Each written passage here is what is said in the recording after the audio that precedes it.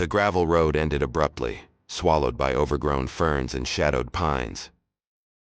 Liam killed the engine, the sudden silence amplifying the drone of cicadas deep in the Appalachian woods. "End of the line, folks," he announced, glancing back at Chloe, Maya, and Noah crammed in the back seat.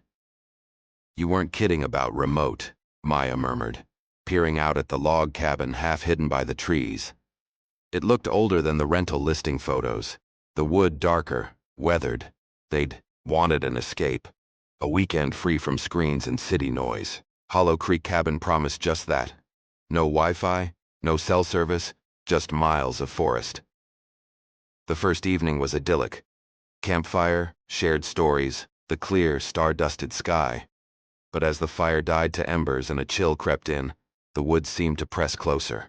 Liam was the first to hear it, a faint rhythmic tapping from the cabin's metal roof. Just a branch tapping in the wind, Chloe rationalized, pulling her blanket tighter.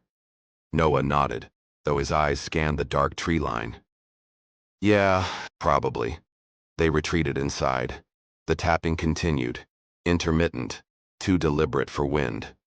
Later, huddled in the main room playing cards, a soft thud echoed from the porch. Liam grabbed a flashlight, cautiously opening the door. Nothing seemed amiss, just the worn rocking chair swaying slightly. He swept the light beam across the damp earth near the steps. "Strange," he muttered, closing the door. "Muddy footprints, small ones, barefoot. Maybe raccoons?" Maya suggested, though her voice wavered. The second day, they hiked, trying to shake off the unease. The forest was beautiful, but unnervingly quiet. No birdsong, no rustling squirrels. That evening, the chill returned earlier, thicker. As Chloe went to retrieve firewood from the porch stack, she froze. "Guys, look." Sitting squarely on the top step was a small, intricately carved wooden bird, its paint faded, one wing chipped. Beside it lay 3 smooth river stones arranged in a tight triangle. "Okay, that wasn't there this morning," Noah stated flatly. "Is this some kind of prank?" Liam demanded, looking around wildly. "Hello? Anyone out there?" Only the whisper of wind answered. Inside, the mood soured. Fear replaced relaxation. Every creak of the old cabin set them on edge. Around midnight, a new sound started, a faint melodic humming, seemingly coming from just outside the windows. It was tuneless, almost childlike, but held an eerie resonance. "I can't take this," Maya whispered, tears welling. "What wants?" Suddenly, Noah pointed a trembling finger towards the window overlooking the porch. "Did you see that?" "See what?" Liam asked, his heart pounding. Something moved, fast, low to the ground. They huddled together, staring at the dark glass. The humming grew slightly louder, closer.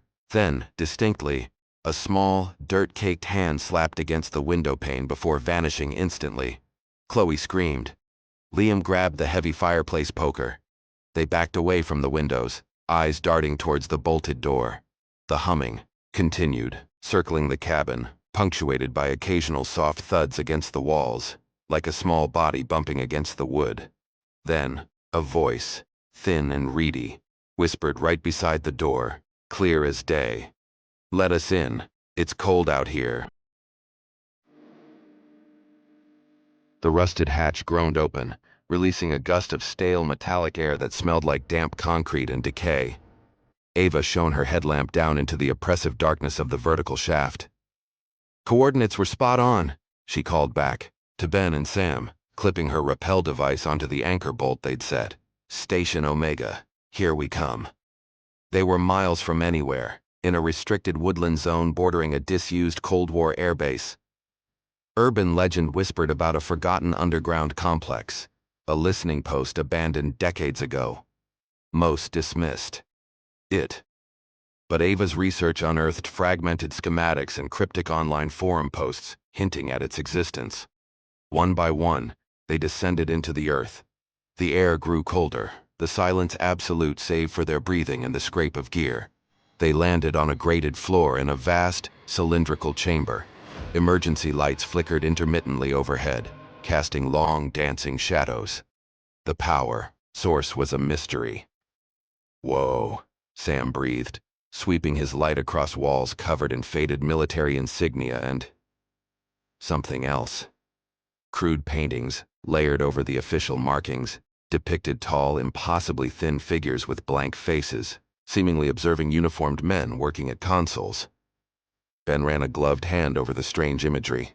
Doesn't look like standard graffiti. This feels intentional. They moved deeper, following a wide corridor.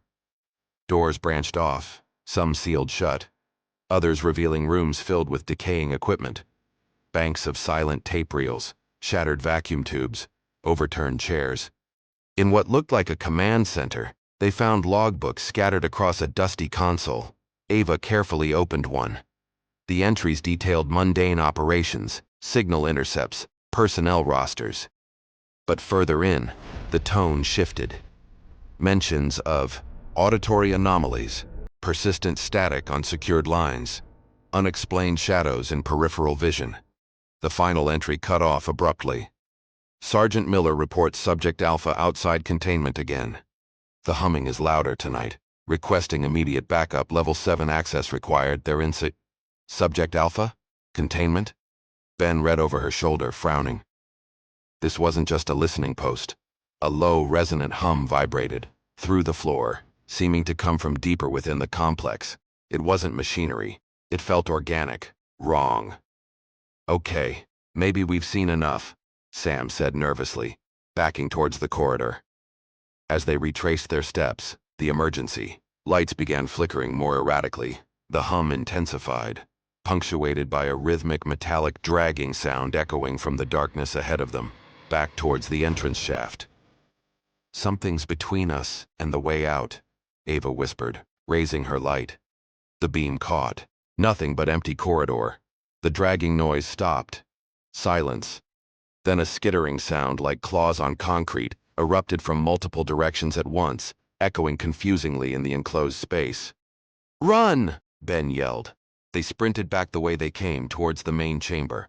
Bursting through the doorway, Ava frantically shone her light up the shaft. Her blood ran cold. "No!" Ben and Sam crowded beside her, following her beam. The rappel ropes, their only way out, were gone. Not fallen, but severed cleanly, the cut end swaying gently about 30 feet above. On the wall beside the shaft entrance, freshly painted in something dark and viscous, was a symbol they recognized instantly.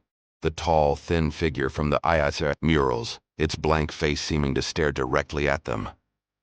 The deep humming returned, closer now, vibrating in their bones, accompanied by a faint, discordant whispering that seemed to seep from the very walls of Station Omega. Eliza adjusted the telephoto lens, scanning the skeletal cypress trees rising from the stagnant, tea-colored water of Blackwood Mire. Locals called it cursed, a place that swallowed hikers and hunters whole, spitting out only fog and unsettling silence. Eliza, a wildlife photographer chasing rumors of the elusive ivory-billed woodpecker, dismissed it as folklore. Until now, she'd been trekking for 2 days, pushing deeper than the marked trails allowed. The air here felt different, heavy, unnaturally still. No insect buzz, no frog croaks, just the oppressive quiet and the pervasive smell of damp earth and decay. Her compass, usually reliable, spun uselessly. Yesterday, she'd started finding them. Small, intricate effigies woven from reeds, Spanish moss, and brittle animal bones, hanging from low branches. They depicted distorted human shapes, faceless, and limb-twisted. "Creepy folk art," she'd muttered, snapping a picture despite a prickle of unease. Today, the stillness felt watchful.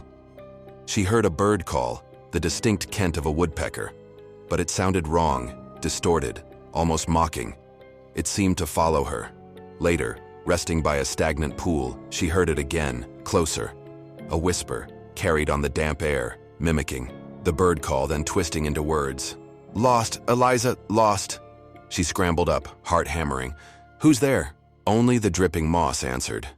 Trying to orient herself, she followed what she thought were her own boot prints, only to find they led her in a circle, back to a distinctive gnarled cypress she'd marked earlier. But looking closer, the prints weren't quite right. The spacing was too long, the impression deeper than her weight should allow, the tread pattern subtly off, as if something was mimicking her tracks. Panic began to set in. The sun, a pale disk behind the perpetual mist, was sinking. She needed to make camp. Hurriedly setting up her small tent near a cluster of cypress knees, she noticed a strange shimmering in the air about 50 yards away, deep within a thicket of mangrove. Like heat haze, but the air was cold, clammy. Raising her camera, she zoomed in, focusing. Nothing, just distorted air. Later, reviewing the photos on her camera's small screen, she froze. The photo of the heat haze wasn't empty. Standing within the shimmering distortion, barely discernible but undeniably there, was a figure. Tall, impossibly thin, blending into the background like smoke with long, reaching limbs. Its head was tilted at an unnatural angle. A sound broke the silence, rhythmic splashing, steady and deliberate, coming from the direction of the shimmering haze. Splash. Pause. Splash. Pause. Just an alligator, or a deer, Eliza whispered, trying to control her breathing, peering into the deepening gloom. She quickly packed her essential gear, abandoning the tent. She had to get out. She moved as quietly as possible, wading through shallow water, pushing through tangled roots. The splashing behind her kept pace, never getting closer, never falling further behind. Always there, just beyond the edge of her vision in the swirling mist. She risked a glance back. Nothing. Just the gray trees and the encroaching dark. But the air vibrated with a low, guttural clicking sound now, mixing with the relentless splashing. It felt like teeth chattering, impossibly loud, echoing through the mire. She broke into a stumbling run, branches tearing at her clothes, mud sucking at her boots. The splashing pace increased, matching hers, a constant, terrifying reminder that she wasn't alone in the stillness of Blackwood Mire, and whatever shared the space with her was patient, persistent, and drawing nearer with every panicked step.